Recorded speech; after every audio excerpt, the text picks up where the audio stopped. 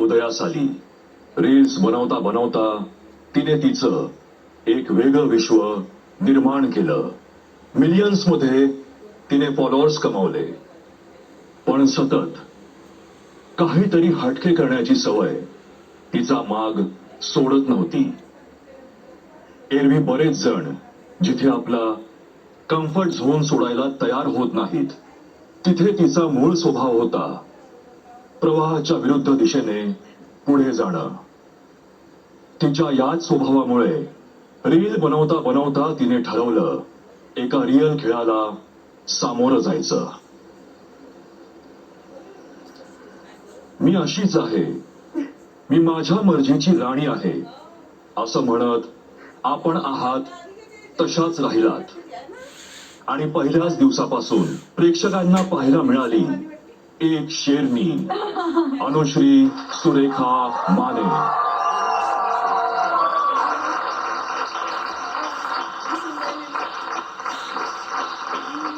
हा प्रवाहाच्या विरुद्ध जाण्याचा स्वभाव पहिल्याच दिवशी दिसला, जिथे संपूर्ण घर बजर वाजवण्यासाठी हिंमत दाखवत नव्हतं.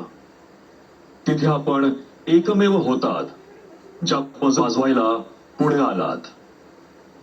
आणि इथेच प्रेक्षकांना दिसल्या फायटर अनुश्री.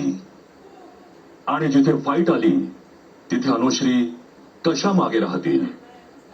अनुश्री, बऱ्याचदा आपण वादविवादांचं केंद्रस्थान राहिलात.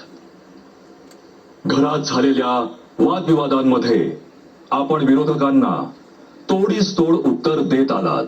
पण जेव्हा जेव्हा आपल्या ग्रुपमध्ये वाद झाले तेव्हाही आपण हातच न राखता उत्तर दिलत. अनुश्री, आपण कधी कोणाच्या सावलीत थांबला नाहीत.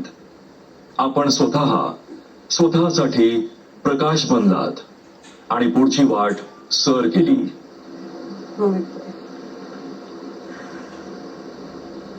या सगळ्यात बऱ्याचदा आपल्यावर प्रश्नचिन्ह निर्माण केलं गेलं.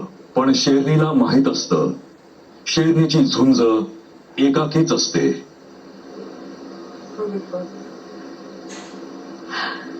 आणि म्हणूनच आपण उत्तर शब्दांनी नाही, खेळाने दिलत. आणि प्रेक्षकांना दिसून आली बिग बॉस मराठी सीझन 6 मध्ये ग्रुपमध्ये असून सुद्धा स्वतःची इंडिव्हिज्युअलिटी जपणारी फायटर अनुश्री सुरेखा माने.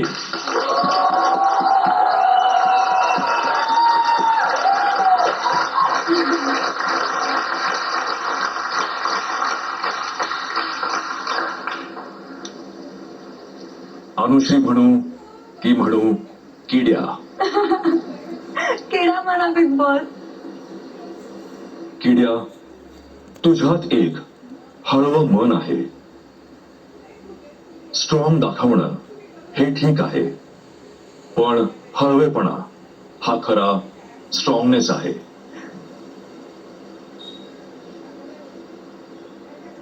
या प्रवासात आपल्याकडून अनेकदा चुका झाल्या.